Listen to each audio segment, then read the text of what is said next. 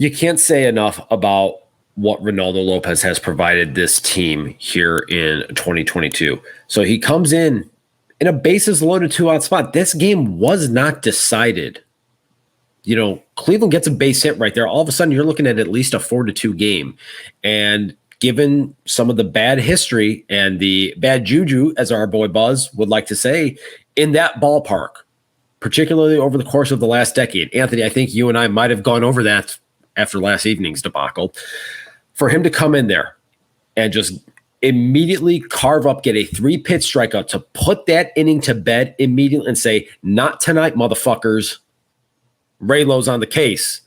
Book closed. And then he went out there, did the job in the 7th inning, threw up another 0.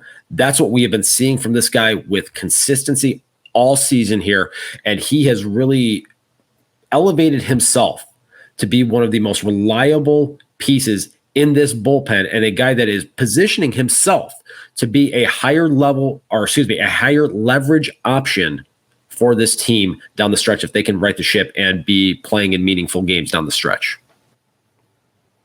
I was thinking in between games, and not that Davis Martin had a bad start in game 1, but I was just thinking that, we like to go down the rabbit hole, Tony, the butterfly effect. We like to play that a lot. And I was just thinking, what would game 1 have looked like if it was Reynaldo Lopez on the mound? And obviously a different circumstance altogether of him being more built up for that this year. But then I go and see him out in this situation here today in a situation where, like you had said, Steve, game can turn at the kind of drop of a bat, really. And I see him lock that thing down. I'm like, okay, I want him in that back end of the bullpen, because Tony, you and I talked about a little bit the other day of what would it look like if Michael Kopech was back there. We can go and play these hypotheticals all day, but at the end of the day, now I'm just thinking right now, I'm glad that we have Raylo there, and I'm glad that he's proving himself in this role. And I agree, Steven. I would say that he is due for even more high leverage situations going forward here.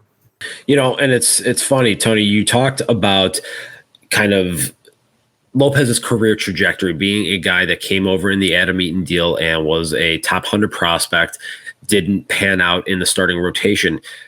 Another guy that we saw, unfortunately, do a lot of damage against the White Sox for a number of years that had a very similar career trajectory was Wade Davis. Go back, think about the times when he came up with the Tampa Bay Rays, was a top 100 prospect, starting pitcher, goes over to the Kansas City Royals. They try him in the rotation again, doesn't work out, goes into the bullpen then, and is kind of a mid-level guy in there, and then over time starts working his way into higher leverage spots, becoming a setup guy, and then ultimately becoming a closer.